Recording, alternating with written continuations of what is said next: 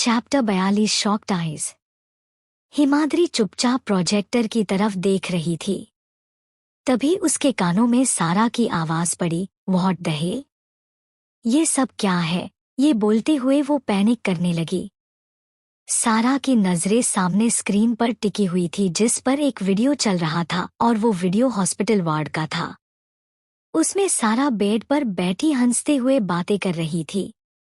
उन दोनों ने कुछ देर बातें की और उसके बाद अलीशा ने उसकी कमर के पीछे से पिलो निकाल फर्श पर फेंक दिया। सारा ने अपने बाल खराब कर लिए और अपने सर को जानबूझकर वॉल पर दे मारा। आया! चीखते हुए सारा ने अपने सर पर हाथ रख लिया। उसके सर से खून बहने लगा था। खून को देखते सारा के चेहरे पर कुटिल स्माइल आ गई और उसने अलीशा की तरफ देखा जो मुस्कुराते हुए उसे ही देख रही थी। तभी अलीशा ने सारा के सारे बालों को खराब कर दिया और उसके बाद सारा नीचे फर्श पर लेट गई। उसने अपने हाथ से ड्रिप निकालकर बेड पर फेंक दी थी। तभी उन्हें बाहर से किसी के आने की आहट सुनी जिसे सुनते ही अलीशा ने सारा को थंब अप का इशारा किया और फिर तेज कदमों से बाहर निकल गई। इधर उसके जाने के बाद सारा ने अपनी आंखें बंद कर ली और बेहोश होने का ड्रामा करने लगी। तभी वीडियो बंद हुआ और सारी लाइट्स ऑन हो गई। वीडियो 14 मिनट का था। लाइट्स ऑन होते ही सबकी नजरें स्टेज पर खड़ी सारा और अलीशा पर आकर ठहर गई। सारे मेहमान आपस में बातें करने लगे। अभी उन सबने जो देखा वो उन्हें कुछ खास समझ नहीं आया था, लेकिन खुराना फैमिली को सब कुछ क्लियर नजर आ रहा था। वीडियो देखने के बाद खुराना फैमिली के पैरों तले जमीन खिसक गई थी। वो सब अविश्वास से सारा को देख रहे थे। अभिमान जी के कदम लड़खड़ा गए और उन्होंने अपने हाथ में जो ड्रिंक का ग्लास पकड़ा था वो छुटकर फर्श पर गिर गया। कदम लड़खड़ाने की वजह से वो गिरने को होते हैं, लेकिन तभी अधिक और आहान ने उन्हें संभाल लिया। सारे मेहमानों के बीच खुसर फुसुर होने लगी थी। तभी अधिक अचानक से बोला, पार्टी ओवर, आप सब जा सकते हैं। सॉरी आप लोगों को यहाँ पर जो भी देखना पड़ा। उसकी बात सुन धीरे धीरे सभी लोग वहां से जाने लगे थे। ऐसे ही थोड़ी देर में वो पूरा गार्डन खाली हो चुका था। सारा और राहुल अभी भी अपनी जगह पर खड़े थे। वो चुपचाप दादू, अखिल और अंशिका को देख रहे थे। तभी अद्वितीय तेज आवाज में बोला, यू कैन कंटिन्यू ड्रामा, हमारे जाने का वक्त आ चुका है। Princess let's go. बोलकर उसने हिमाद्री का हाथ पकड़ा और उसे लेकर आगे बढ़ गया। अद्वितीय हिमाद्री को अपने साथ लेकर अखिल को क्रॉस करते हुए उसके साइड से निकलने को होता है, लेकिन तभी अचानक उसके कदम रुक गए। उसने हल्का सा सर टेढ़ा कर अखिल को देखा और फिर तिरछा मुस्कुराकर कहा, अभी तो एक ही सरप्राइज दिया है, दूसरा झटका लगना तो बाकी है। ये कहकर उसने हिमाद्री का हाथ छोड़ा और जोर से 3 बार क्लिपिंग की। तभी सामने प्रोजेक्टर पर एक दूसरा वीडियो प्ले हुआ। वो वीडियो बहुत पुराना था और वो एक हॉस्पिटल वीडियो था। उस वीडियो में अंशिका बेड पर लेटी थी और उसके पास अखिल अपने हाथ में एक छोटी सी बच्ची पकड़े खड़ा था। उसकी आंखों में पानी भरा गया था और वो अपनी नम आंखों से अंशिका और उसके पास बेड पर लेटी बच्ची को देख रहा था जो कुछ घंटों पहले ही इस दुनिया में आई थी। वो बच्ची अपने हाथ पैर को मारते हुए खिलखिलाकर हंस रही थी। अंशिका की नजरें अपने पास लेटी बच्ची पर टिकी हुई थी। उसके होंठों पर मुस्कुराहट थी और आंखों में पानी भरा था। तभी अंशिका ने नजरें उठा अखिल की तरफ देखा और कुछ पल बाद अपनी आंखें बंद करके धीरे से कहा, अखिल जी आप जो करने आए थे वो कर सकते हैं, हम नहीं रोकेंगे आपको। ये कहते हुए उनकी बंद आंखों के कोनों से आंसू बहकर कनपटी को भिगोते हुए पिलो पर गिरकर बालों में कहीं खो रहे थे। उनका जवाब सुनकर अखिल की आंखों से आंसू बह गए। उन्होंने प्यार से एक नज़र अंशिका के पास लेटी बच्ची को देखा और फिर उसके पास अपनी गोद में मौजूद बच्ची को लेटा दिया और फिर अंशिका के पास लेटी उस पहली बच्ची को अपनी गोद में उठा वार्ड से बाहर निकल गए। उनके जाने के बाद अंशिका ने आंखें खोलकर वार्ड के डोर की तरफ देखा और फिर अचानक ही वो जोर से फफक कर रोते हुए धीमी सी आवाज में कहा, मेरी बच्ची। फड़फड़ाते होंठों से उन्होंने ये शब्द बहुत मुश्किल से कहे थे। तभी वो वीडियो बंद हुआ। हिमाद्री खामोशी से खड़ी चुपचाप अभी भी स्क्रीन की तरफ देख रही थी। देखते ही देखते उसकी आंखों से एक बूंद आंसू की बहकर गालों पर लुढ़क आई। अचानक ही उसने नजरें घुमा अखिल और अंशिका को देखा, जो आंखों में पानी और चेहरे पर हैरानी लिए उसे ही देख रहे थे। आज के लिए बस इतना ही, मिलते हैं अगले पार्ट में। चैप्टर 42 हिमाद्री के वार से बेहाल सारा। तभी वो वीडियो बंद हुआ। हिमाद्री खामोशी से खड़ी चुपचाप अभी भी स्क्रीन की तरफ देख रही थी।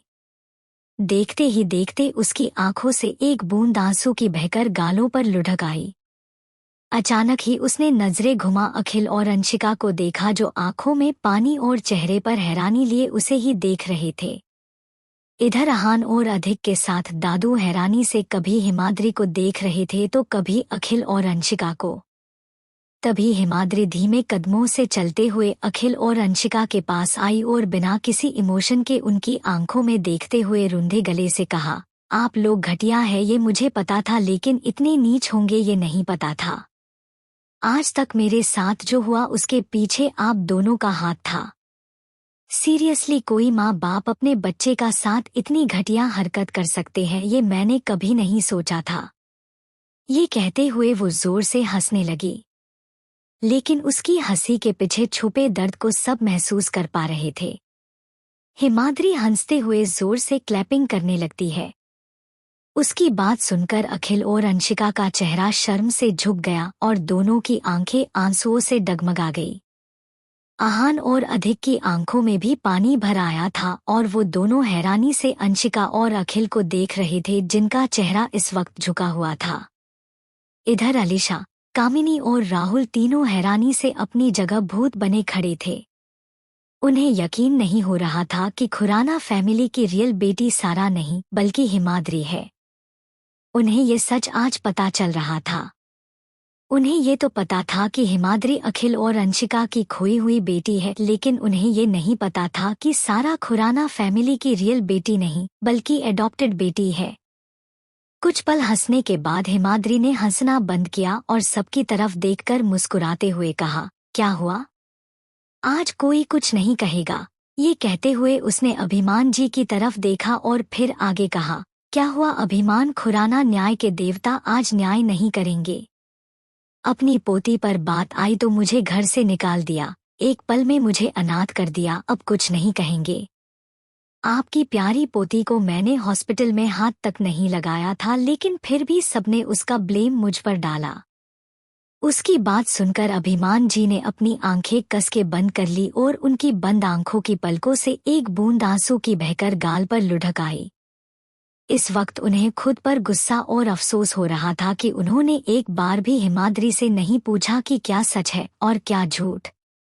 तभी हिमाद्री ने आहान की तरफ देखा और सार्कास्टिकली कहा, मिस्टर आहान, खुराना उस दिन बिना सच जाने मुझ पर हाथ उठा दिया और आज सब कुछ जानने के बाद भी आपका हाथ नीचे है। वाई? बिकॉज आज जहां सारा है वहां मैं नहीं। अगर मैंने झूठ बोला होता तो शायद आज आप लोग मुझे जान से मार चुके होते। उसकी बात सुनकर आहान के होंठ कुछ बोलने के लिए फड़फड़ाने लगे, लेकिन उसके मुंह से शब्द फुट ही नहीं रहे थे। लास्ट में थक हारकर उसने अपनी नजरें झुका ली। हिमाद्री ने नजरें घुमा अधिक की तरफ देखा, लेकिन उससे कुछ नहीं कहा। कुछ पल बाद हिमाद्री ने नजरें उठा स्टेज पर खड़ी सारा की तरफ देखा, जो अपनी जगह बर्फ की तरह जमी खड़ी थी।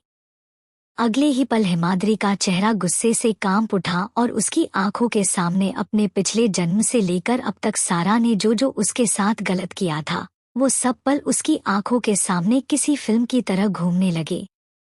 दूसरे ही पल हिमाद्री ने अपने कदम सारा की तरफ बढ़ा दिए। हिमाद्री को अपनी तरफ आता देखकर सारा के कदम डर से अपने आप पीछे होने लगे और लास्ट में वो पीछे होते होते वॉल से जा लगी। तभी हिमाद्री उसके पास आई और उसकी आंखों में देखते हुए गुस्से से तेज आवाज में कहा, अब बस बहुत हुआ तुम्हारा खेल। बहुत खेल लिया तुमने, अब मेरी बारी। ये कहकर उसने एक खिंच के थप्पड़ सारा के गाल पर दे मारा। उस शांत माहौल में चटाक की आवाज गूंज गई। सारा लड़खड़ा कर 4 कदम पीछे हट गई और उसका चेहरा एक तरफ झुक गया। उसकी आंखों से आंसू बह निकले। थप्पड़ इतनी जोर का पड़ा था कि उसके होंठों के किनारे फट गए और हिमाद्री की 5 उंगलियों के निशान उसके गोरे गाल पर छप चुके थे। अद्वितीय के लब मुस्कुरा उठे।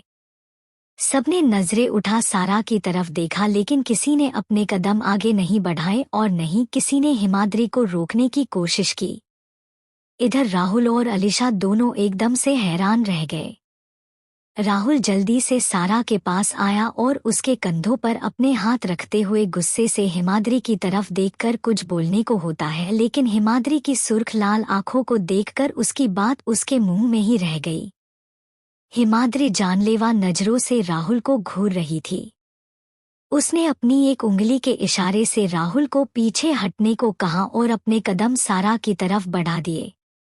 हिमाद्री की नजरों में पता नहीं कौन सी कशिश थी कि राहुल के कदम अपने आप पीछे हो गए। हिमाद्री सारा के पास आई और पीछे से उसके बालों को अपनी मुट्ठियों में जकड़ते हुए गुस्से से कहा, बहुत शौक है ना वॉल पर सर मारकर दूसरों पर झूठा ब्लेम डालने की। चलो आज तुम्हारा यही शौक पूरा करते हैं। नहीं नहीं, तुम्हारे लगाए हुए ब्लेम को हकीकत में बदलते हैं। इतना कहकर उसने आव देखा न ताव और सीधा सारा का सर वॉल पर दे मारा। दूसरे ही पल सारा की जोर की चीख निकल गई। उसके सर से खून बह निकला। कुछ खून के धब्बे साफ वॉल पर लग गए। सारा के माथे से खून बहते हुए उसकी नाक पर गिरने लगा। सारा ने एकदम से अपना सर पकड़ लिया और उसे चक्कर आने लगे। उसने मुश्किल से अपनी आंखें खोलकर आश भरी नजरों से सबकी तरफ देखा कि शायद आज हिमाद्री से उसे कोई बचा ले, लेकिन अफसोस कोई आगे नहीं आया। इनफैक्ट आज सबकी नजरें ऐसी थी जैसी पहले कभी नहीं थी। आज सबकी आंखों में उसे खुद के लिए एक अलग सी नफरत, गुस्सा, सब कुछ नजर आ रहा था जो पहले कभी नहीं आया।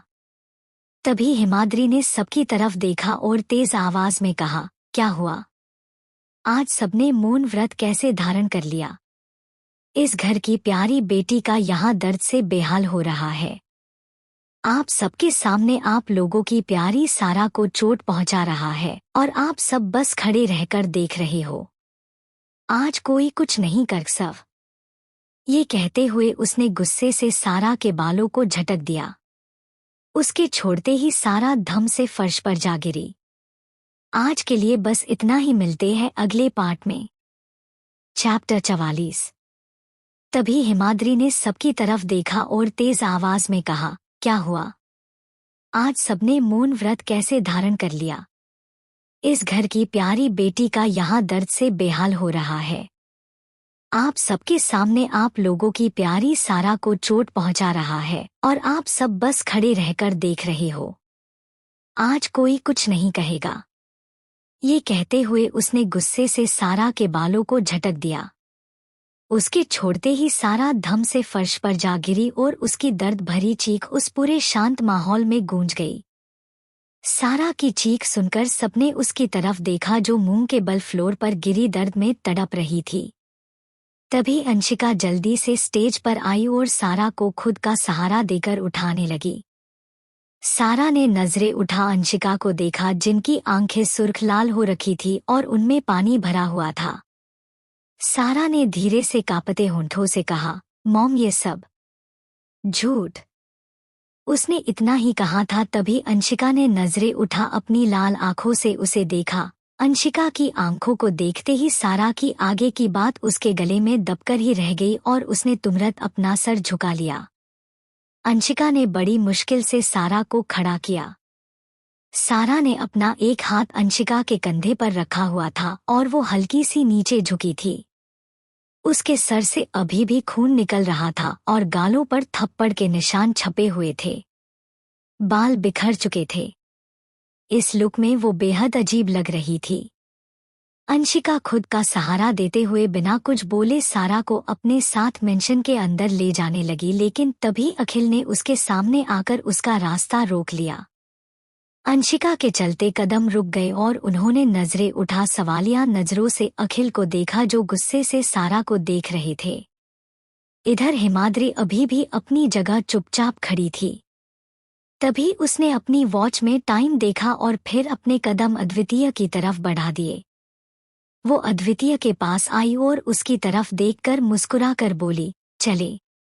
अद्वितीय ने उसकी कलाई को पकड़ते हुए जवाब दिया, यस ऑफ कोर्स। ये कहकर उसने अपने कदम बाहर की तरफ बढ़ा दिए, लेकिन तभी उन सबके कानों में चटाक की आवाज पड़ी, जिसे सुनते ही उनके कदम रुक गए। उन दोनों ने हल्का सा सर घुमा अखिल की तरफ देखा, जिसने अभी अभी सारा को थप्पड़ मारा था। सारा का चेहरा एक तरफ झुक गया। वो लड़खड़ा कर गिरने वाली थी, लेकिन तभी अंशिका ने उसे संभाल लिया। सारा ने नजरें उठा हैरानी से अखिल की तरफ देखा, जो गुस्से से उसे ही देख रहे थे। तभी अखिल ने सारा पर चिल्लाते हुए कहा, क्या कमी रह गई थी हमारे प्यार में जो तुमने ये सब किया? उस दिन हॉस्पिटल में हिमाद्री का नाम क्यों लिया? हमने तुम्हें अपनी बेटी की जगह दी, उसके हिस्से का प्यार तुम्हें दिया। हमारा प्यार कहीं तुम्हारे लिए कम ना हो जाए, इसलिए हमने अपनी बेटी को अनाथ कर दिया और तुम्हें अपनाया, और इन सब के बदले तुमने हमें क्या दिया? सिर्फ धोखा। ये कहते हुए अखिल की आंखों से आंसू बहकर गालों पर लुढ़क आए। उनकी बात सुनकर जहां सब हैरान थे, वहीं हिमाद्री के चेहरे पर कोई एक्सप्रेशन नहीं आए। वो बोरियत से खड़ी अपने सामने चल रहे ड्रामे को देख रही थी। तभी अखिल ने आगे कहा, 20 साल पहले हमसे तुम्हारे माँ बाप का एक्सीडेंट हो गया था। हमारी गलती की वजह से तुम अनाथ हो गई, और उस गलती को सुधारने के लिए हमें तुम्हें अडॉप्ट कर लिया। अपनी 5 घंटे की बेटी की जगह तुम्हें लेटा दिया, ये सोचकर कि अगर वो हमारे पास रहेगी तो शायद हम तुम्हें उतना प्यार नहीं दे सकेंगे, लेकिन आज तुमने साबित कर दिया कि अपना खून अपना होता है और पराया पराया ही रहता है।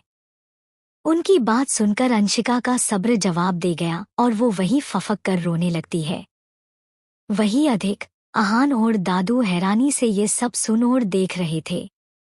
उन्हें यकीन नहीं हो रहा था कि हिमाद्री को सबसे दूर करने वाले कोई और नहीं बल्कि उसी के सगे माँ बाप थे। हिमाद्री और अद्वितीय ने कुछ पल वहीं खड़े रहकर सब कुछ देखा और फिर वहां से जाने लगे, लेकिन तभी किसी ने हिमाद्री का हाथ पकड़ रोक लिया। हिमाद्री के कदम रुक गए और अचानक ही उसका चेहरा सर्द हो गया। उसने हल्का सा सर टेढ़ा कर अपने हाथ को देखा, जिसे अभिमान जी ने पकड़ा हुआ था, और फिर उसने नजरें उठा अभिमान जी के चेहरे को देखा, जो आंखों में पानी, गिल्ट, पछतावा लिए उसे ही देख रहे थे। प्लीज बेटा, एक बार हमें माफ कर दो। बहुत बड़ी गलती हो गई जो तुम पर विश्वास नहीं किया। उन्होंने इतना ही कहा था, तभी हिमाद्री ने उनसे अपना हाथ छुड़वाते हुए कहा, मैं आपकी कोई नहीं लगती हूँ जिससे आप माफी मांगेंगे, और चलो कर दिया माफ, अब फिर कभी मेरा रास्ता मत रोकना। ये कहकर वो वहां से जाने लगी, लेकिन तभी एक बार फिर अभिमान जी ने उसका हाथ पकड़ रोक लिया। कहाँ जा रही हो तुम? ये तुम्हारा घर है, तुम यहाँ रह सकती हो, तुम्हें कहीं जाने की जरूरत नहीं है। अभिमान जी ने सर झुकाकर कहा। उनकी बात सुनकर हिमाद्री के होंठों के कोने तिरछे मुड़ गए। उसने एक नज़र अद्वितीय की तरफ देखा, जो बिना किसी एक्सप्रेशन के सामने देख रहा था। चैप्टर 45। प्रिंसेस, आई थिंक हमें चलना चाहिए, रात बहुत हो गई है। यहाँ टाइम पास करने से अच्छा हम बेडरूम में टाइम स्पेंड करें।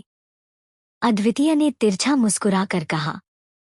उसकी बात सुनकर हिमाद्री ने उसकी तरफ देखकर अजीब तरह से मुस्कुरा कर कहा, यस ऑफ कोर्स हब्बी। ये बोलकर उसने अभिमान जी से अपना हाथ छुड़वाया और बिना पीछे मुड़े तेज आवाज में कहा, ये घर ना मेरा कभी था और कभी होगा। आप लोगों के एहसान की जरूरत नहीं है मुझे। आप सब अपना मेलोड्रामा कंटिन्यू कीजिए, हम चलते हैं। ये बोलकर उसने अपने कदम आगे बढ़ा दिए। वही सब बस उन्हें जाते देखते रह गए। वही अभिमान जी हैरानी से खड़े धीरे से बोले, हब्बी, क्या हिमाद्री ने मिस्टर अद्वितीय चौहान से शादी कर ली है? लेकिन वो ऐसा कैसे कर सकती है? इतना बड़ा डिसीजन लेने से पहले उसने एक बार भी हमें बताना जरूरी नहीं समझा। ये कहते हुए उनकी नजरें जाते हुए अद्वितीय और हिमाद्री पर टिकी हुई थी। आहान और अधिक आंखों में पानी लिए जाती हुई हिमाद्री की पीठ को देख रहे थे। वो दोनों हिमाद्री को रोकना चाहते थे, उससे माफी मांगना चाहते थे, लेकिन उनके कदम उनका साथ नहीं दे रहे थे।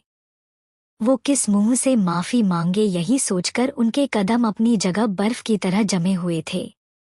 इधर अंशिका ने रोते हुए अखिल की तरफ देखा और रुंधी आवाज में कहा, प्लीज अखिल जी, हमारी बच्ची को रोक लीजिए, वो हमें छोड़कर जा रही है। इतने दिन से हम चुप थे क्योंकि हमें आपकी कसम ने रोका हुआ था। हम चाहते हुए भी हिमाद्री को गले नहीं लगा सकते थे, सिर्फ आपकी वजह से। सारा के मॉम डैड के एक्सीडेंट के बाद हमने आपका साथ दिया था, उस साथ के बदले प्लीज हमें हमारी बेटी लौटा दीजिए। ये कहते हुए अंशिका घुटनों के बल नीचे गिर गई और उसने अपने दोनों हाथों से चेहरा ढक लिया। वो जोर से फफक कर रो रही थी। वहीं अखिल बेपसी से खड़े चुपचाप अंशिका को देख रहे थे। उनकी आंखों के सामने एक छोटी सी बच्ची का चेहरा घूम रहा था। दूसरे ही पल उन्होंने कस के अपनी आंखें बंद कर ली। बंद आंखों की पलकों के नीचे से कुछ आंसू की बूंदें बह गई। इधर सारा चुपचाप अपना सर झुकाए खड़ी थी। उसकी आंखें सुर्ख लाल हो रखी थी और उनमें बेशुमार नफरत की ज्वाला जल रही थी। उसने सर उठा सबकी तरफ देखा और मासूमियत का दिखावा करते हुए कहा, I am sorry mom, dad, भाई, दादू, मैंने आप सबसे झूठ कहा क्योंकि मैं मजबूर थी। मुझे अलीशा ने धमकी दी कि अगर मैंने ये सब नहीं किया तो वो कभी मेरी राहुल से शादी नहीं होने देगी, इसलिए मैंने हिमाद्री का नाम लिया, वरना मैं कभी हिमाद्री का नाम नहीं लेती। मैं अपने प्यार के लिए मजबूर थी। ये कहते हुए वो फफक कर रो पड़ती है। वहीं उसकी बात सुनकर सब हैरानी से उसकी तरफ देखने लगते हैं। अलीशा को तो अपने कानों पर यकीन ही नहीं हो रहा था कि उसने जो अभी अभी सुना वो सब सच है या झूठ। उसने कंफर्म करने के लिए राहुल की तरफ देखकर सवाल किया, भाई, अभी अभी सारा ने जो कहा वो आपने भी सुना या फिर ये मेरे कानों का कोई वहम है? उसका सवाल सुनकर राहुल ने जवाब देते हुए कहा, यस, तुमने सही सुना है। सारा ने तुम पर ब्लेम डाला है। ये कहकर उसने गुस्से से सारा की तरफ देखा, जो इस वक्त सबकी नजरों में अच्छा बनने के लिए किसी भी हद तक गिर सकती थी। वही आहान और अधिक गुस्से से सारा को देख रहे थे। तभी अधिक गुस्से से सारा के पास आया और उसकी दोनों बाजुओं को कस के पकड़ते हुए तेज आवाज में कहा, बस करो सारा, अब और कितना झूठ बोलोगी और कितना गिरोगी? तुम्हारी वजह से आज हमारी बहन हमारे साथ नहीं है। आज जो कुछ हो रहा है उसके पीछे सिर्फ तुम हो। ये कहकर उसने गुस्से से सारा की बाजुओं को झटक दिया। सारा लड़खड़ा कर 2 कदम पीछे हो गई। अधिक अखिल और अंशिका की तरफ पलटा और जोर से चिल्लाकर कहा, आप दोनों इस हद तक गिरे हुए होंगे ये मैंने कभी नहीं सोचा था। अगर सारा के मॉम डैड का एक्सीडेंट आपसे हो गया था तो इसमें हिमाद्री की क्या गलती थी? उसे क्यों अनाथ किया? इनफैक्ट जब वो इस घर में आ गई थी तब भी आप लोगों ने उसे प्यार नहीं दिया। हम तो उसके भाई थे, लेकिन आप तो उसके सगे माँ बाप थे, जिसकी वजह से वो इस दुनिया में आई और दुनिया में आते ही उसे सबसे बड़ी सजा दे दी। आप दोनों को जो करना था कर चुके हो, अब मुझे जो करना होगा मैं करूँगा। हिमाद्री को मैं वापस इस घर में लाकर रहूँगा, फिर चाहे मुझे कुछ भी क्यों नहीं करना पड़े। ये कहकर वो गुस्से से बाहर निकल गया। अंशिका और अखिल बस अपनी जगह खड़े उसे जाते देखते रह गए। आज के लिए बस इतना ही, मिलते हैं नेक्स्ट पार्ट। चैप्टर 46। हिमाद्री को मैं वापस इस घर में लाकर रहूँगा, फिर चाहे मुझे कुछ भी क्यों नहीं करना पड़े। ये कहकर वो गुस्से से बाहर निकल गया। अंशिका और अखिल बस अपनी जगह खड़े उसे जाते देखते रह गए। अधिक के जाने के बाद आहान ने गुस्से से एक नज़र सबको देखा और फिर वो भी बाहर चला गया। अभिमान जी अभी भी अपनी जगह चुपचाप खड़े थे। उन्होंने एक नज़र सबकी तरफ देखा और फिर वो मेंशन के अंदर चले गए। कुछ देर बाद पूरे गार्डन में अंशिका और अखिल के अलावा कोई नहीं था। वो दोनों चुपचाप बैठे अपनी पिछली यादों में खोए हुए थे। इधर दूसरी तरफ चौहान मेंशन में हिमाद्री और अद्वितीय की कार चौहान मेंशन के सामने आकर रुकी। वे दोनों कार से बाहर आए और सीधा मेंशन के अंदर आ गए। अद्वितीय ने चारों तरफ देखा, सब सो चुके थे। अद्वितीय ने हिमाद्री की तरफ देखा और उससे कहा, प्रिंसेस खाना। तभी हिमाद्री बीच में बोली, मुझे भूख नहीं है। अगर आपको भूख लगी है तो मैं खाना लगा देती हूँ। ये कहकर वो वहां से जाने लगी, लेकिन तभी अद्वितीय ने उसके पेट पर अपना हाथ रखकर झटके से उसे अपने करीब खींच लिया। हिमाद्री की पीठ अद्वितीय के सीने से आ लगी। तभी अद्वितीय ने हिमाद्री के बालों को उसके कंधे से साइड किया और अपनी चीन को उसके कंधे पर टिकाते हुए हस्की वॉइस में कहा, भूख तो लगी है लेकिन खाने की नहीं तुम्हारी। ये कहते हुए वो अपने होंठ हिमाद्री के कंधे पर फिरा रहा था। वही हिमाद्री ने कस के अपनी आंखें बंद कर ली और उसका चेहरा सुर्ख लाल हो गया। तभी अद्वितीय ने उसे अपनी तरफ घुमाया और फिर ब्राइडल स्टाइल में उसे अपनी गोद में उठा लिया। हिमाद्री ने अपनी बाहें अद्वितीय के गले में डालते हुए कहा, क्या कर रहे हैं आप? मैं खुद चलकर जा सकती हूँ। तभी अद्वितीय ने अपने कदम स्टेयर की तरफ बढ़ाते हुए कहा, मेरा मन मेरी बीवी को गोद में उठाने का कर रहा है, इसलिए मैं वही कर रहा हूँ। उसकी बात सुनकर हिमाद्री ने कुछ नहीं कहा। वो गौर से अद्वितीय के चेहरे को देख रही थी। ये वही चेहरा था जो उसे पिछले जन्म में देखना तक पसंद नहीं था और अब ये चेहरा उसकी जान था। अगर वो सबसे ज्यादा किसी से प्यार करती थी तो वो अद्वितीय था जिसमें उसकी जान बसती थी। उसके लिए उसकी पूरी दुनिया था। अद्वितीय हिमाद्री को लेकर अपने रूम में आया और आराम से उसे बेड पर लेटा दिया। हिमाद्री ने लेटते ही करवट बदल ली और वो अद्वितीय की तरफ पीठ करके सो गई। अद्वितीय के चेहरे पर डेविल स्माइल आ गई। उसने अपनी शर्ट निकालकर काउच पर फेंक दी और हिमाद्री के पास बेड पर लेट गया।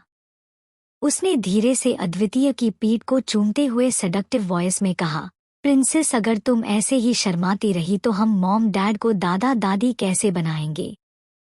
ये कहते हुए उसने हिमाद्री के साड़ी पल्लू को उसके कंधे से नीचे खिसका दिया।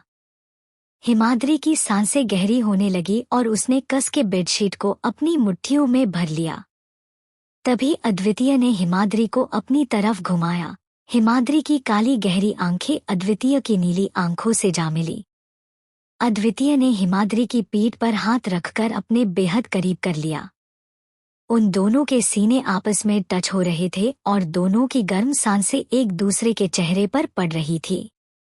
अद्वितीय ने हिमाद्री की आंखों में देखकर अपनी जुनूनी आवाज में कहा, प्रिंसेस कल के बाद खुराना फैमिली कभी चैन की सांस नहीं लेगी। उन्होंने तुम्हारे साथ जो किया है उसकी सजा उन्हें जरूर मिलकर रहेगी। ये कहते हुए उसके होंठ हिमाद्री के होंठों से टच हो रहे थे। उसकी बात सुनकर हिमाद्री ने बिना किसी एक्सप्रेशन के कहा, मिस्टर चौहान आप कुछ नहीं करेंगे। जो करना होगा मैं खुद करूंगी। ये कहकर उसने आगे बढ़कर अद्वितीय के होंठों को अपने होंठों के बीच फंसा लिया। उसके इस एक्शन से अद्वितीय एक पल के लिए शॉक्ड रह गया, लेकिन दूसरे ही पल उसके चेहरे पर प्योर स्माइल आ गई। वो दोनों एक दूसरे के होंठों को शिद्दत से चूम रहे थे। 20 मिनट की किस के बाद वो दोनों अलग हुए। हिमाद्री गहरी गहरी सांसें ले रही थी। उसके होंठों पर सलाइवा लगा हुआ था। वही अद्वितीय अपनी इंटेंस नजरों से हिमाद्री को देख रहा था। उसने अपने होंठ हिमाद्री के गाल पर फिराते हुए धीरे से कहा, मेरे साथ रहते रहते तुम्हें भी किस करना आ गया है प्रिंसेस। ये कहते हुए उसके होंठ नीचे की तरफ जाने लगे। वही हिमाद्री अपना चेहरा दूसरी तरफ किए गहरी गहरी सांसें ले रही थी। अद्वितीय ने धीरे से हिमाद्री की नेक के वीक पॉइंट पर किस किया। तभी हिमाद्री की हल्की सी सिसकी निकल गई और उसने अद्वितीय के बालों को कस के अपनी मुट्ठियों में भर लिया। अद्वितीय ने हिमाद्री के हाथ को अपने बालों से हटाया और उसके उंगलियों में अपनी उंगलियों इंटरवाइड करके बेड पर धंसा दिए। अद्वितीय के होंठ हिमाद्री की नेक से होते हुए उसके क्लीवेज तक जाने लगे। हिमाद्री का सीना तेजी से ऊपर नीचे हो रहा था। उसके माथे पर पसीने की बूंदें लुढ़क आई और वो अपनी सांसों को कंट्रोल करने की कोशिश कर रही थी। कुछ देर ऐसे ही किस करने के बाद अद्वितीय ने एकदम से हिमाद्री को पलट दिया। हिमाद्री पेट के बल बेड पर लेट गई। अद्वितीय ने एक नज़र हिमाद्री की दूध सी गोरी पीठ को देखा और फिर उसकी पूरी पीठ पर किस करने लगा। तभी उसने अपने दांतों के तले हिमाद्री की ब्लाउज की डोरी को दबाया और झटके से खींचकर उसे खोल दिया। उसकी इस हरकत पर हिमाद्री की सांसें और ज्यादा गहरी हो गई। वो एकदम से पलटी और अपने सीने पर दोनों हाथ रखकर ब्लाउज को पकड़ते हुए कहा, मिस्टर चौहान प्लीज। ये कहते हुए उसने अपनी नजरें झुका ली। उसके गोरे गाल एकदम लाल हो रखे थे। हिमाद्री को शर्माते देखकर अद्वितीय ने उसके गाल पर किस करके सेडक्टिव आवाज में कहा, एक ही दिल है प्रिंसेस, कितनी बार धड़काओगे, कितनी बार अपना कायल बनाओगे, ये तुम्हारा शर्माना। उफ़्फ़ा, भगवान कसम प्रिंसेस तीर की तरह दिल में चुभता है, जरूर ये खंजर सी हया किसी दिन मेरी जान ले लेगी। ये कहते हुए उसने हिमाद्री के हाथ उसके सीने से हटाए और उसके ब्लाउज को उसके जिस्म से अलग कर दिया। आज के लिए बस इतना ही, मिलते हैं अगले पार्ट में। अगर नेक्स्ट चैप्टर जल्दी चाहिए तो लाइक, शेयर, कमेंट और सब्सक्राइब कर देना। तब तक के लिए सुनते रहिए reborn in heart broken girl with story की दुनिया चैनल।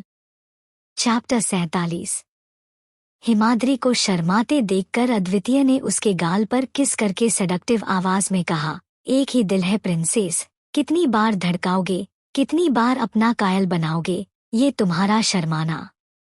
उफ़्फ़ा, भगवान कसम प्रिंसेस तीर की तरह दिल में चुभता है, जरूर ये खंजर सी हया किसी दिन मेरी जान ले लेगी। ये कहते हुए उसने हिमाद्री के हाथ उसके सीने से हटाए और उसके ब्लाउज को उसके जिस्म से अलग कर दिया। अद्वितीय के इस एक्शन पर हिमाद्री ने कस के अपनी आंखें बंद कर ली और उसका दिल और तेजी से धड़क उठा।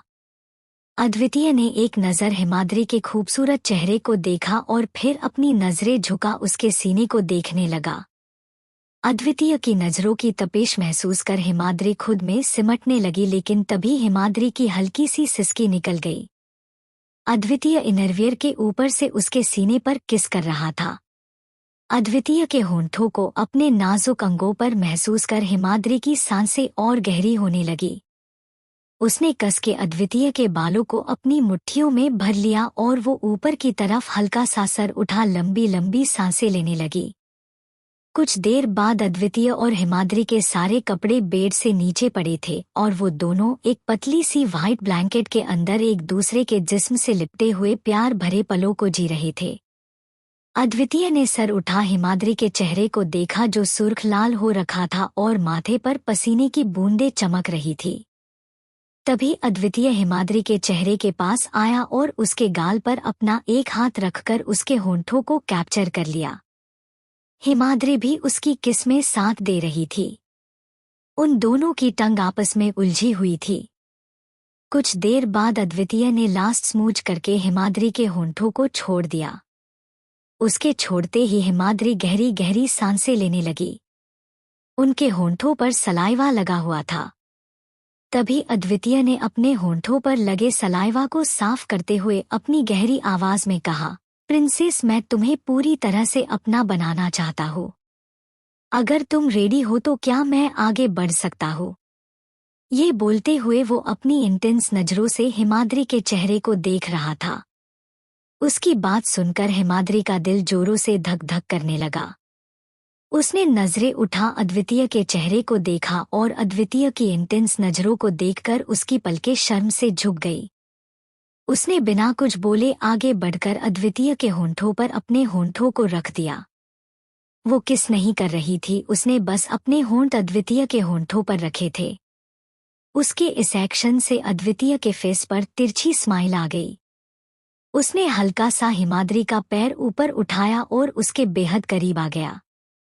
उन दोनों की लोअर बॉडी में हल्का सा फिक्शन हुआ, लेकिन दूसरे ही पल हिमाद्री की आंखों में पानी भर आया। वो जोर से चिल्लाने को होती है, लेकिन तभी अद्वितीय ने उसके होंठों को अपने होंठों में कैद कर लिया, जिससे हिमाद्री की चीख उसके मुंह में ही दबकर रह गई। हिमाद्री के आंखों के कोने भीग गए।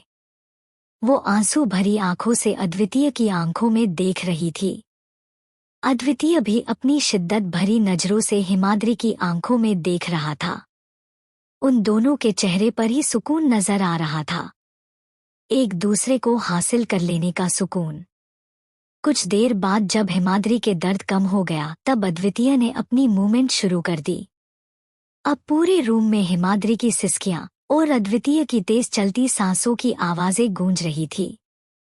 अगली सुबह अद्वितीय बेड पर लेटा मुस्कुराते हुए हिमाद्री के चेहरे को देख रहा था, जो विंडो से आती हल्की धूप की किरणों से सोने की तरह दमक रहा था। उन दोनों पर पतली सी व्हाइट ब्लैंकेट डली हुई थी जिसमें हिमाद्री के गोरे कंधे दिखाई दे रहे थे और अद्वितीय की अपर बॉडी पूरी तरह से विजिबल हो रही थी।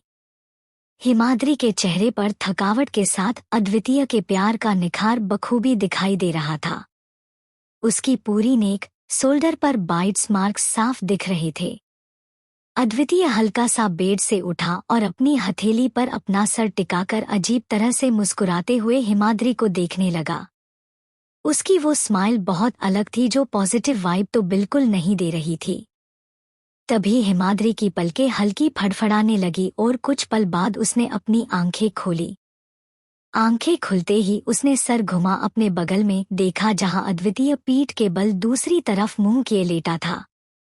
उसकी आंखें बंद थी जो हिमाद्री को सामने लगे मिरर में दिख रही थी। हिमाद्री के चेहरे पर हल्की सी स्माइल आ गई। वो धीरे से उठने को होती है लेकिन तभी उसकी हल्की सी चीख निकल गई और वो वापस बेड पर गिर गई। हिमाद्री की आंखों में पानी भर आया और उसने अपने पेट पर अपना हाथ रखकर अद्वितीय की तरफ देखा जो अभी भी सो रहा था। उसे देखकर लग रहा था जैसे वो गहरी नींद में सो रहा था। कल रात मुझे इतना परेशान करने के बाद आज सुबह ये इतने आराम से कैसे सो सकते हैं? मिस्टर चौहान, आपको तो मैं बाद में बताऊंगी। खुद से ये कहते हुए हिमाद्री बड़ी मुश्किल से बेड से उठी और बेड से नीचे पड़ी अद्वितीय की शर्ट को उठाकर पहन लिया। हिमाद्री बेड से नीचे उतरी और लड़खड़ाते कदमों से वॉशरूम की तरफ जाने लगी लेकिन तभी अचानक उसके पैर में कारपेट फंस गया और दूसरे ही पल हिमाद्री मुंह के बल फर्श पर जा गिरी। आया! चीखते हुए हिमाद्री ने तुरंत अद्वितीय की तरफ देखा जो अभी भी वैसे ही आंखें बंद किए लेटा था। अचानक ही हिमाद्री की आंखों में पानी भर आया और देखते ही देखते उसकी आंखों से आंसू बहकर गालों पर लुढ़क आए। उसने कुछ पल अद्वितीय को देखा और फिर खुद को संभाल खड़ी होकर वॉशरूम में चली गई। हिमाद्री के जाने के बाद अद्वितीय ने अपनी आंखें खोली और अचानक ही उसके होंठों के कोने तिरछे मुड़ गए। वो बेड से उठा और रूम से बाहर जाने लगा लेकिन तभी उसकी नजरें बेडशीट पर लगे ब्लड स्टेन पर पड़ी जिन्हें देखते ही उसकी स्माइल और गहरी हो गई। उसने सर घुमा वॉशरूम के बंद डोर को देखा और फिर होंठों से सीटी बजाते हुए रूम से बाहर चला गया। आज के लिए बस इतना ही, मिलते हैं नेक्स्ट पार्ट में।